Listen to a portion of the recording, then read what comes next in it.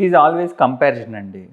ఎంగేజ్లో ఎలా స్టార్ట్ అవుతుంది అంటే పక్కన ఫ్రెండ్స్ ఉంటారు, కాలేజ్లోనో స్కూల్లోనో అడాలసెంట్ ఏజ్లో చిన్న ఏజ్లో పక్కన ఫ్రెండ్స్ ఉంటారు, లేదంటే ఆఫీస్లో కో ఎంప్లాయీస్ ఉంటారు, ఫంక్షన్స్కి వెళ్తే చుట్టాలు ఉంటారు. సో మన ఇండియన్స్లో శారీ కట్టుకున్నప్పుడు కానీ లేదంటే మామూలుగా వెస్ట్రన్ పాపులేషన్ ఎక్కడైనా టీ షర్ట్స్ వేసుకున్నప్పుడు కానీ ఎప్పుడైనా కంపారిజన్ వస్తుంది. చెస్ట్ ఏంటి అంత ఫ్లాట్గా ఉంది, మేల్ చెస్ట్ లాగా ఉంది, ఇట్లా కంపారిజన్స్ వచ్చినప్పుడు వాళ్ళు ఒక రకమైన ఇన్సెక్యూరిటీ ఫీల్ అవుతారు. సైజ్ మరీ పెద్దగా ఉంటే ఎలా అయితే ఇన్సెక్యూరిటీ ఫీల్ అవుతారో చిన్నగా ఉన్నప్పుడు కూడా ఇన్సెక్యూరిటీ ఫీల్ అవుతారు. యాక్చువల్గా సైజ్ చిన్నగా ఉండటం వల్ల డిసడ్వాంటేజ్ ఏమీ లేదండి. రేపొద్దున కన్సీవ్ అయ్యి బేబీకి ఫీడింగ్ ఇవ్వటానికి కూడా ఇబ్బంది ఏం లేదు. ఓకే. మీకు బ్రెస్ట్లో ఫ్యాట్ లేదు కానీ బ్రెస్ట్ గ్లాండ్స్ అన్నీ ఉంటాయి. సో బేబీ మిల్క్ బయటికి రావడానికి బేబీకి ఫ్యాట్తో సంబంధం లేదు, ఆ బ్రెస్ట్ గ్లాండ్స్తోనే సంబంధం ఉంది.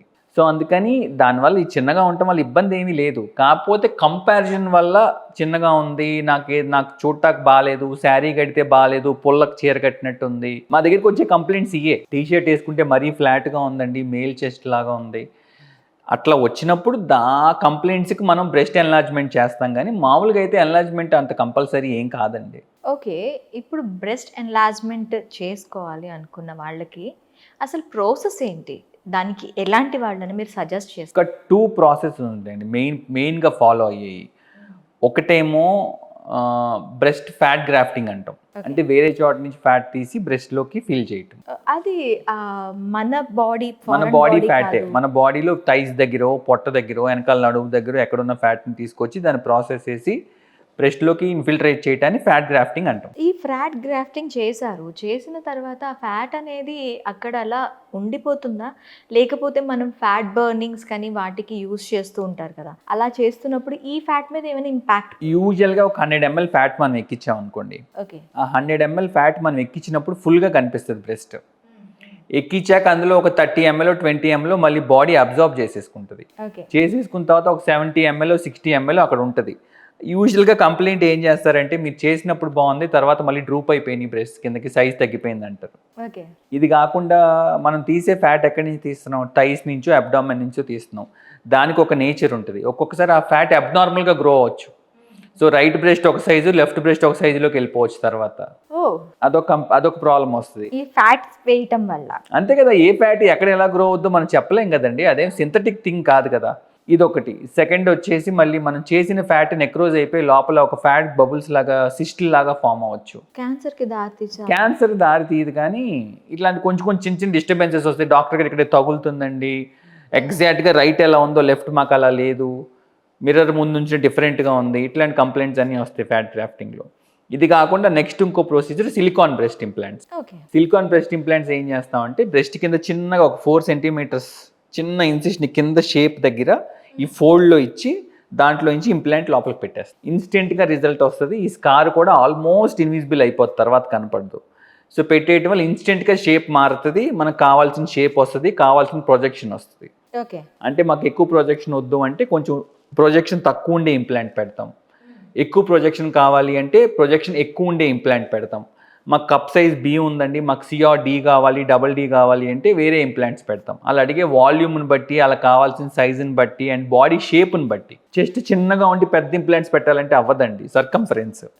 సో దానికి క్యాలిక్యులేషన్స్ ఉన్నాయి, అన్ని క్యాలిక్యులేట్ చేసుకుని అడ్వైస్ చేసి వాళ్ళకి చెప్తాం. మేము ఇప్పుడు దాకా నేను పర్సనల్గా ఇప్పుడు దాకా పెట్టిన ఇంప్లాంట్స్లో అతి చిన్న ఇంప్లాంట్ 150 cc అంటే 150 ml.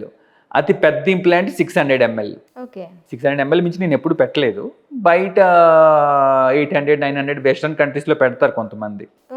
అబ్నార్మల్గా తెలుస్తూ ఉంటుంది కదా టీవీస్లో, కొంతమందికి మనకి యాడ్స్లో వస్తూ ఉంటాయి, ఇన్స్టాగ్రామ్ రీల్స్లో వాటిల్లో.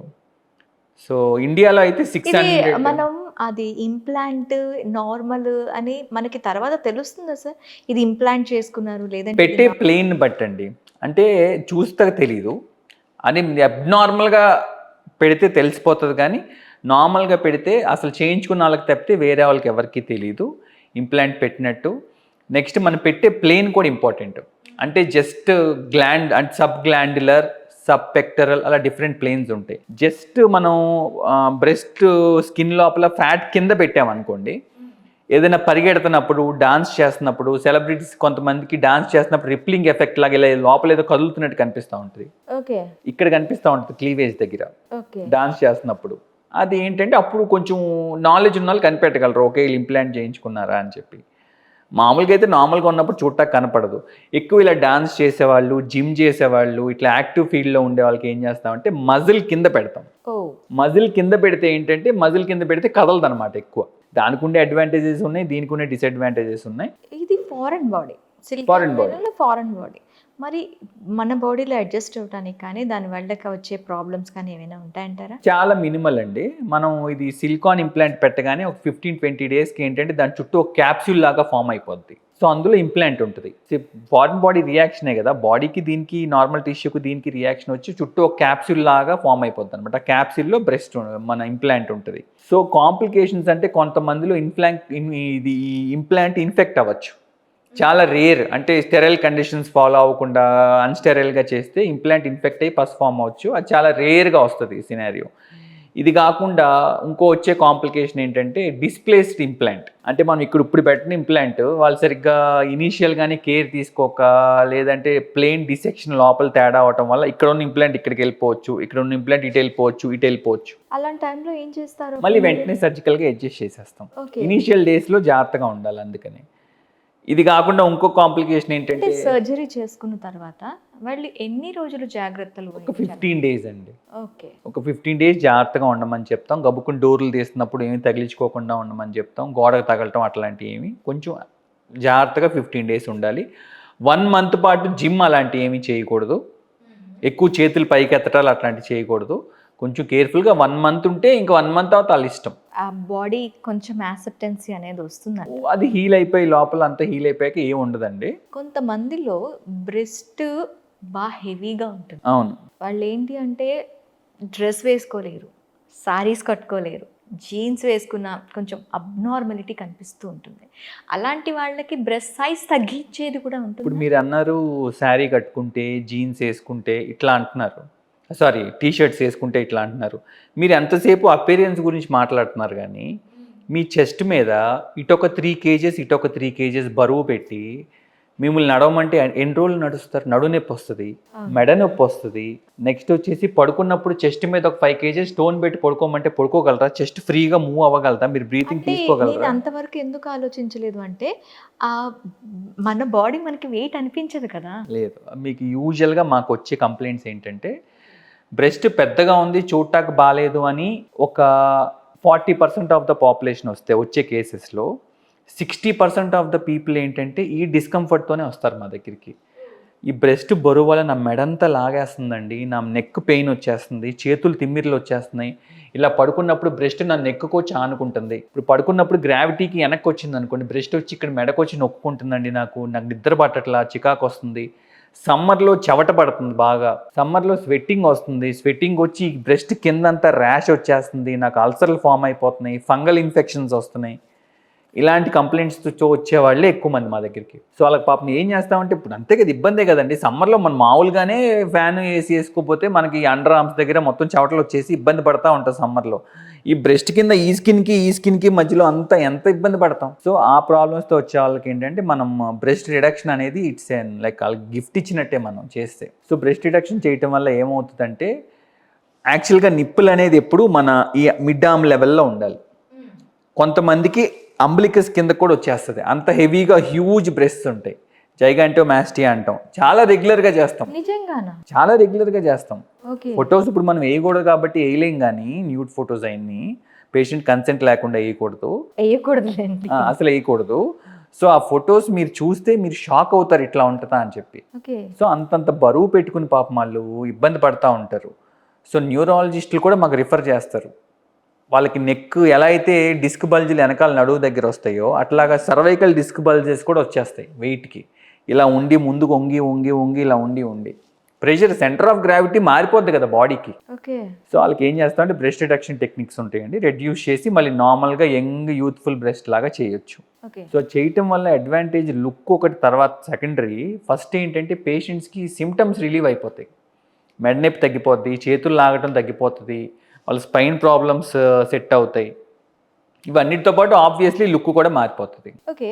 ఇప్పుడు బ్రెస్ట్ రిడక్షన్ చేసుకునేటప్పుడు ఏమైనా కాంప్లికేషన్స్ వచ్చే ఉంటాయండి. బ్రెస్ట్ రిడక్షన్ కనుక మనకి సరిగ్గా టెక్నిక్ చేయకపోతే రైట్ సైడ్ బ్రెస్ట్ ఒకలా అవ్వచ్చు, లెఫ్ట్ సైడ్ బ్రెస్ట్ ఒక సైజ్ అవ్వచ్చు.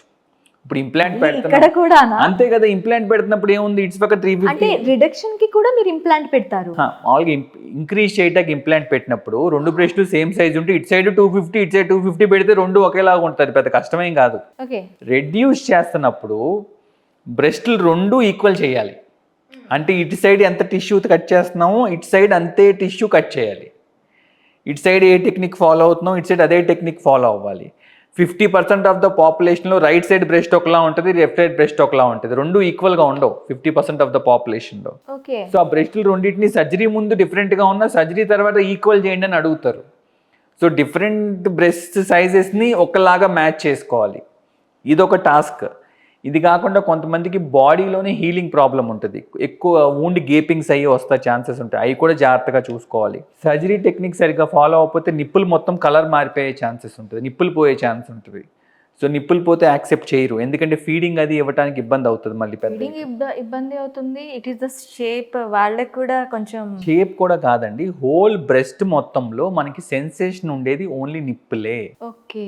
నిప్పులు ఒకటే సెన్సేషన్ ఉంటుంది, ఆ సెన్సేషన్ పోయిందంటే బ్రెస్ట్ పనిచేయనట్టే కదా. సో సర్జరీ చాలా పేషెంట్కి కాంప్లికేటెడ్ కాదు, పేషెంట్కి అస్సలు కాంప్లికేటెడ్ కాదు, సర్జన్కి కాంప్లికేటెడ్. ఇది బాగా ఎక్స్పీరియన్స్తో జాగ్రత్తగా ఏ పేషెంట్కి ఏ టెక్నిక్ సెట్ అవుతుంది అని. ఇప్పుడు అంత కష్టం ఎవరికి కనపడదు, సర్జరీ అయిన తర్వాత రెండు బాగున్నాయా లేదా, ఈక్వల్గా ఉందా లేదా, బ్రెస్ట్ షేప్ బాగా వచ్చిందా లేదా అని చూస్తారు, కానీ ఎంత టెక్నిక్ ఫాలో అవుతామో ఎవరికి తెలియదు, ఎక్స్పీరియన్స్ ఉన్న సర్జన్స్ మాత్రమే చేస్తాం అది.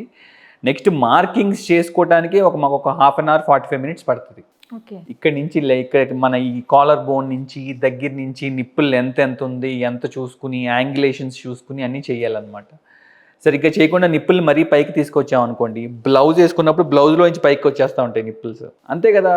మరి మరీ పైకి తీసుకొస్తే బ్లౌజ్ వేసుకున్నప్పుడు పైకి వచ్చేయకూడదు కదా, కొంచెం డీప్ డ్రెస్సులు డీప్ కట్ వీనెక్స్ వేసుకుంటారు లోపల దాకా, అప్పుడు కనపడకూడదు కదా. అవును. అలానే మరీ పైకి తీసుకురాలేము, మరీ కిందకి పెట్టలేము. Correct shape, correct place, correct shape, size, volume, placement అన్నీ ఇంపార్టెంట్. సో సర్జరీ ఇంతవరకు మీరు ఇలాంటి అంటే బ్రెస్ట్ అలైన్మెంట్ సర్జరీ ఎన్ని చేసి ఉంటారు? యూజువల్గా అండి వీక్లీ వీక్కి ఒక కేసు అన్న రిడక్షన్ చేస్తాం. రిడక్షన్ అంటే సైజ్ తగ్గియటం, కనీసం వారానికి 10 రోజులకు ఒకటి సైజ్ తగ్గిస్తాం. బ్రెస్ట్ సైజ్ ఇంప్రూవ్ చేసేది 2 weeks ఒకసారి అట్లా చేస్తాం. అంటే మేము ఓన్లీ బ్రెస్ట్ సర్జరీస్ చేయం కదా, మేము లైపోసక్షన్స్ చేస్తాం, హెయిర్ ట్రాన్స్ప్లాంట్స్ చేస్తాం, accident cases facial bone fractures చేస్తాం, మీరు ఇందాక నన్ను టాపిక్ అడిగినట్టు వెజనోప్లాస్టీస్ కానీ పెనేల్ లెంథనింగ్స్ కానీ మిగతా సర్జరీస్ అన్నీ చేస్తాం కాబట్టి కాలిన బర్న్స్ కేసెస్ ట్రీట్ చేస్తాం. ఈ అన్ని కేసెస్ మధ్యలో ఈ కేసెస్ కూడా రెగ్యులర్గా చేస్తూ ఉంటాం.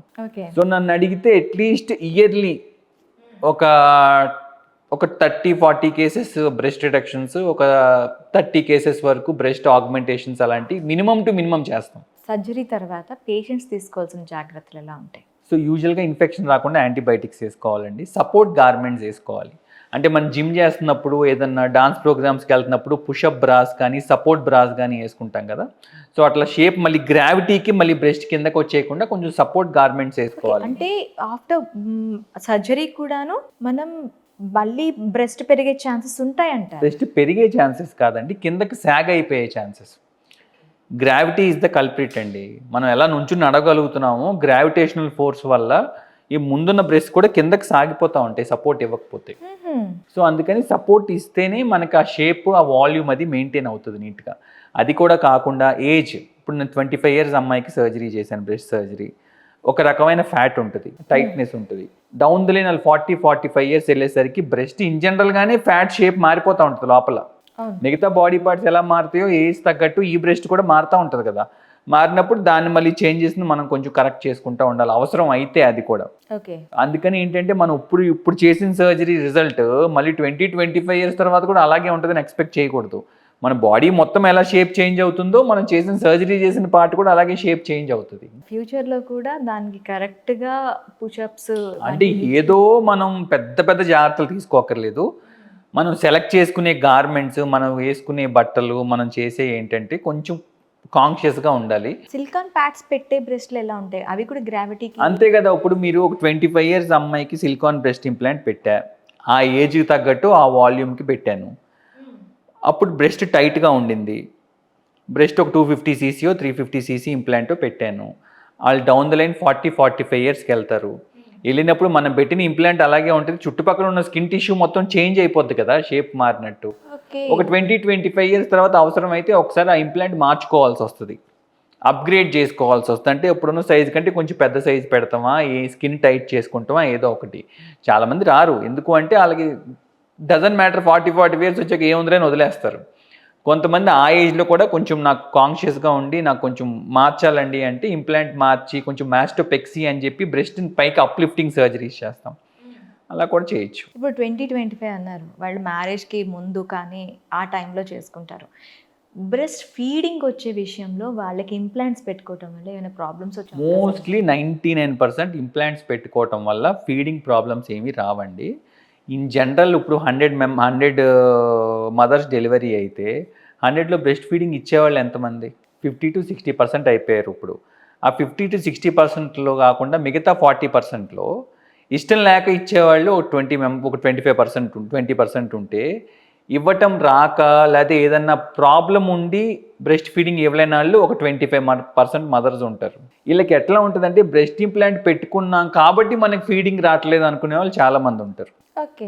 సో బ్రెస్ట్ ఇంప్లాంట్ పెట్టుకోవటం వల్ల ఫీడింగ్కి ఇబ్బంది ఏమవుదు. ఇన్ జనరల్ వాడికి ఫీడింగ్ ప్రాబ్లమ్స్ ఉండుంటే అది బ్రెస్ట్ ఇంప్లాంట్ పెట్టుకోవటం వల్ల రావట్లేదేమో అనుకుంటారు. Okay. So in general breast implants పెట్టుకున్న ఫీడింగ్కి ఇబ్బంది ఏమీ అవ్వదు. బ్రెస్ట్ రిడక్షన్ చేసినా కూడా సరైన టెక్నిక్తో చేస్తే బ్రెస్ట్ ఫీడింగ్కి ఇబ్బంది అవ్వదు. అంటే ఆ గ్లాండ్స్ అవి కరెక్ట్గా చూసుకొని చేయాలి అంటారు. కరెక్ట్గా మీకు టెక్నిక్స్ ఫాలో అవ్వాలి, ఫాలో అయ్యి మనం ఓవర్ డూ చేయకూడదు. అంటే ఎక్కువ కట్ చేసేయకూడదు, టిష్యూని జాగ్రత్తగా కట్ చేయాలి.